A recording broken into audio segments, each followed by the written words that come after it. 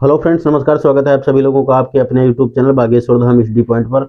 हम लोग हल कर रहे थे या सीख रहे थे गुणनखंड। तो उसी सीरीज में हम लोगों ने 2 क्लासेस देख ली हैं और यह तीसरा पार्ट है गुणनखंड के बारे में। तो ध्यान से देखेंगे। ये गुणनखंड नोट डाउन है आप लोगों के सामने। क्या लिखा हुआ है? X square plus 2x minus 24। अभी तक जो हम लोग लगाते थे, जो हम लोगों ने सीखा, वो ये सीखा कि उन गुणनखंडों में इधर का निशान प्लस का होता था। ठीक है, तो फैक्टर हमको जोड़ने पर ढूंढने पड़ते थे। इसमें इधर निशान जो लगा हुआ है वो माइनस का लगा है। तो इसका मतलब क्या हुआ कि जो फैक्टर हमको ढूंढने हैं वो कैसे ढूंढने हैं? घटाने पर ढूंढने हैं। ठीक है, ओके। लास्ट वाला देख लेते हैं। अचर पद क्या है? इधर तो कोई डिजिट दिख नहीं रहा, तो इसका मतलब टोटल फैक्टर इसी के आधार पे जाएंगे। लास्ट में अचर पद कितना लिखा है? 24 लिखा है, 24 लिखा है। यहाँ पे देखो एक्स का गुणांक कितना है? 2 है। कितना है? 2 है। अब यहाँ पे थोड़ा कॉमन सेंस लगाना है अपना कि हमको 2 ऐसे फैक्टर चाहिए, 2 ऐसी संख्याएं चाहिए जिनको अगर जो हम घटा दें तो 2 बचे।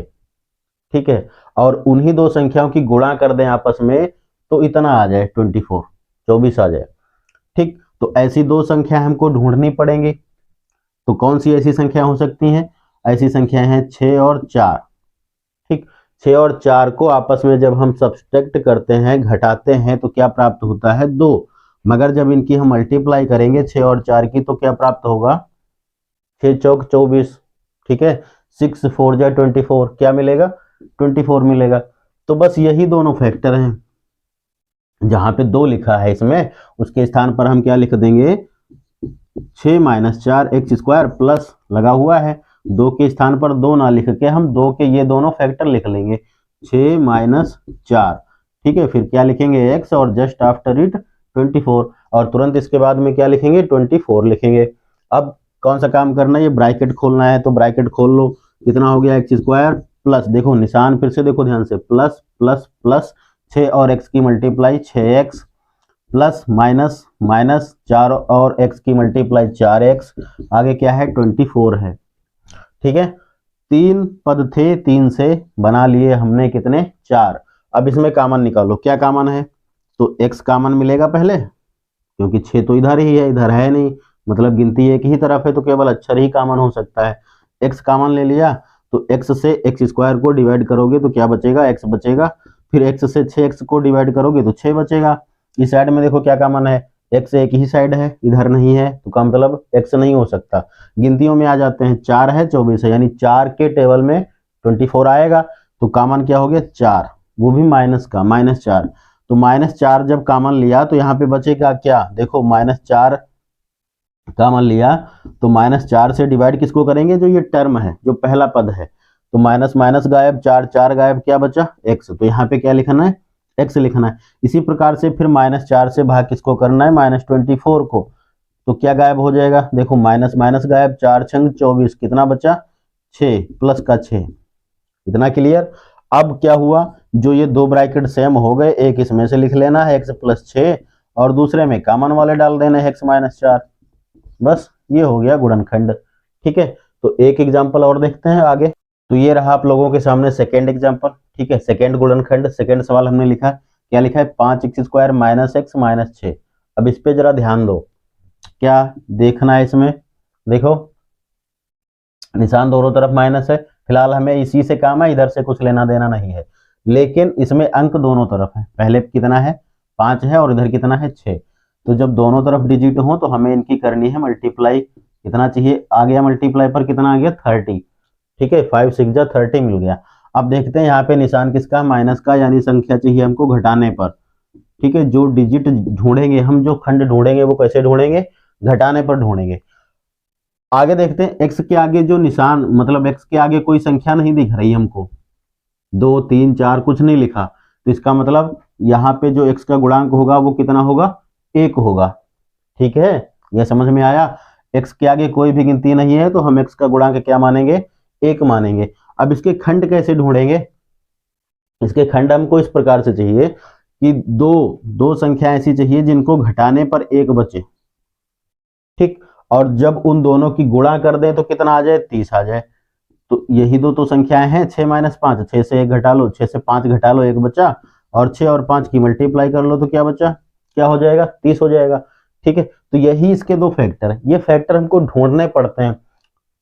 ठीक है, तो यहाँ पे क्या हो जाएगा, 5x² माइनस x के आगे कुछ निशान नहीं दिख रहा है, मतलब कोई संख्या नहीं दिख रही है, तो उसी अदृश्य संख्या जो है ना उसको एक मान के हम एक के स्थान पर ये डिजिट डाल देंगे, 6 - 5। यहाँ पे क्या डालेंगे, 6 - 5 x माइनस फिर आगे कितना लिखा है 6। इस चीज को समझ गए। अब क्या करोगे, 5x² माइनस 6x।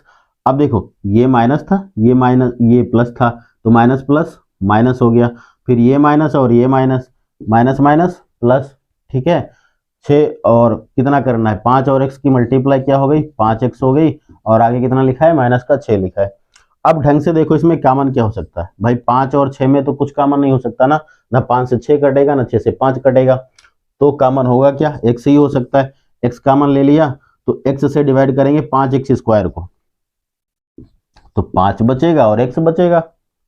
फिर इधर से क्या x हट जाएगा तो क्या बचा, 6 बचा। इस साइड में कुछ कॉमन नहीं दिख रहा है तो 1 ले लो, 1 से 5x को डिवाइड कर लिया 5x और प्लस माइनस माइनस 1 छंका 6, मतलब 1 6 जा 6 हो गया। अब दो ब्रैकेट सेम बन गए, एक इसमें से लिख लो 5x - 6, दूसरे में कॉमन वाले x + 1, आंसर हो गया। ओके, अगला एग्जांपल देख लेते हैं। तो ये हो गया तीसरा एग्जांपल, तीसरा सवाल लिखा हुआ है, इसे भी ढंग से देखो। क्या लिखा है, 2x² - 3x और -9। ठीक है, देखो इसमें क्या है, दोनों तरफ हमको संख्या दिख रही है। पहले x² के गुणांक में भी 2 लिखा है और अचर पद कितना लिखा है, 9। तो पहले काम जो करना है वो यही करना है, दोनों की मल्टीप्लाई कर लेनी। 2 और 9 की गुणा कर लिया, हमको प्राप्त हो गया कितना, 18। अब देखते हैं यहाँ पे निशान माइनस का लगा है, यानी संख्या जो हमको खंड ढूंढने हैं वो ढूंढने हैं घटाने पर। क्या ढूंढना है, x का गुणांक कितना है, 3। ठीक है, x का गुणांक कितना लिखा हुआ है, 3। इसका मतलब ये हुआ कि हमको दो ऐसी संख्याएं चाहिए जिनको आपस में घटा दें तो 3 बचे। ठीक है, और उनकी गुणा कर दें तो 18 मिल जाए। तो ऐसी दो संख्याएं सोचो क्या होगा, 6 - 3, 6 से 3 घटाते हैं तो क्या प्राप्त होता है, 3। 6 और 3 की मल्टीप्लाई करते हैं तो क्या आ जाता है, 18। ठीक है, तो यही दोनों फैक्टर यहाँ पे लगा देने हैं। क्या लगा देना है, 2x² माइनस, जहाँ पे 3 लिखा है हम 3 नहीं लिखेंगे, क्या लिखेंगे इसके स्थान पर, 6 - 3 लिखेंगे भाई, तभी तो 3 ही तो बचेगा। 6 से 3 घटाओगे, आगे क्या आ गया, x और माइनस कितना हो गया, 9।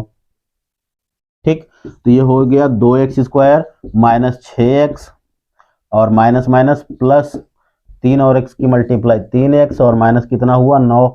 ठीक है, अब इसमें देखो कॉमन निकालना ध्यान से, 2 से 6 भी कट रहा है तो इसका मतलब 2 तो कॉमन में आएगा, x² और x में x आएगा। ठीक है, अब 2x कॉमन ले लिया तो इसका मतलब ये हुआ, देखो कॉमन लेने का मतलब होता है इनको दोनों टर्म में, दोनों पदों में कॉमन लिया 2x। ठीक है, तो कॉमन जब ले लिया तो 2x² को हमें भाग देना है 2x से, कॉमन क्या लिया, 2x, तो 2 से 2 हटा, x से x² को भाग दोगे तो 1x तो बचेगा, तो यहाँ पे क्या आ गया, 1x आ गया, प्लस यहाँ पे क्या माना जाएगा, प्लस, यहाँ पे माइनस, तो प्लस माइनस माइनस हो गया, 2 × 3 = 6, x से x गायब हो गया। इसी प्रकार से इधर देखो क्या कॉमन हो सकता है, 3 से 3x को भाग दिया तो x बचा, और प्लस माइनस माइनस 3 × 3 कितना हो गया, 9। दो ब्रैकेट सेम बन गए, तो एक इसमें से लिख लो x - 3, दूसरे में कॉमन वाले डाल दीजिए, कितने, 2x + 3। ठीक है, तो ये हो गया आंसर इसका। ओके, तो नेक्स्ट वन देखते हैं। तो एग्जांपल नंबर 4 देख लेते हैं, क्या लिखा हुआ है, 2p² + 3p - 5। इसको ध्यान से समझो, क्या है, दोनों तरफ डिजिट है, मतलब p² का गुणांक है और अचर पद भी है, दोनों मिला के कितने हो रहे हैं, 10 हो रहे हैं, 2 × 5 = 10। निशान माइनस का लगा है, इसका मतलब क्या हुआ कि खंड कैसे ढूंढने हैं, घटाने पर। ठीक है, गुणनखंड कैसे चाहिए, घटाने पर चाहिए।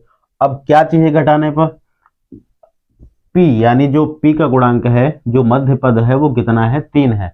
इसका मतलब ये हुआ दो संख्या ऐसी चाहिए जिनको घटाने पर 3 बचे, और ये उनकी आपस में मल्टीप्लाई कर दें तो कितना आ जाए, 10 आ जाए।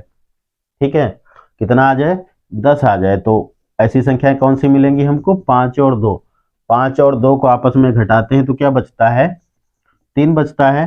5 और 2 की मल्टीप्लाई करते हैं तो क्या मिल जाता है, 10। ठीक है, तो यही फैक्टर यहाँ पे रख देते हैं हम, 2p² प्लस जहाँ पे 3 लिखा है, अब हम वहां पे लिखेंगे 5 - 2, आगे क्या लिखा है p एंड देन 5। ठीक है, इतना समझ में आया।